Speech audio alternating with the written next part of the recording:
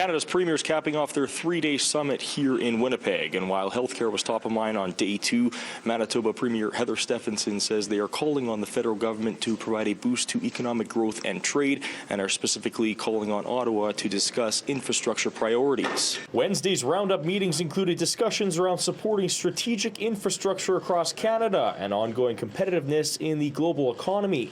This infrastructure includes better and affordable housing, especially in northern and Arctic Canada. Stephenson says Ottawa, however, must respect provincial and territorial jurisdictions. What we need to do is have a First Ministers meeting to have those discussions with the Prime Minister, and we'll continue to move in that direction. Stephenson adding that all the premiers agree that advancing infrastructure in communities and between jurisdictions remains a top priority, including national economic trade corridors. The solution that we really came to at the table is we need to have an integrated national approach to this essential infrastructure that's going to support pieces like housing. You can't pull one piece out without having a conversation about all of this infrastructure. And the provinces, we can get so far on our own without the federal partner at the table. Concerns about incoming clean fuel regulations were raised by the premiers, asking Ottawa to reduce costs for consumers.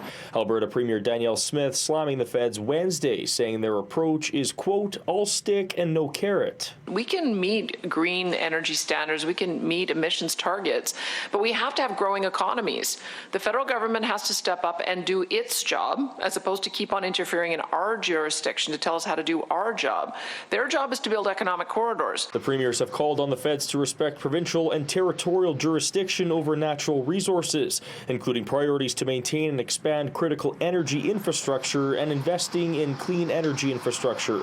Premiers also raising concerns about the Bank of Canada's decision to hike its key interest rate to 5%. I understand what they're doing, trying to knock down inflation, but what's the ramification of this when these people have to renew their mortgages and they can't afford it?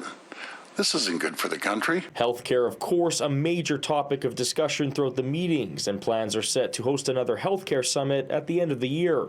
In Winnipeg, Karpa, City News.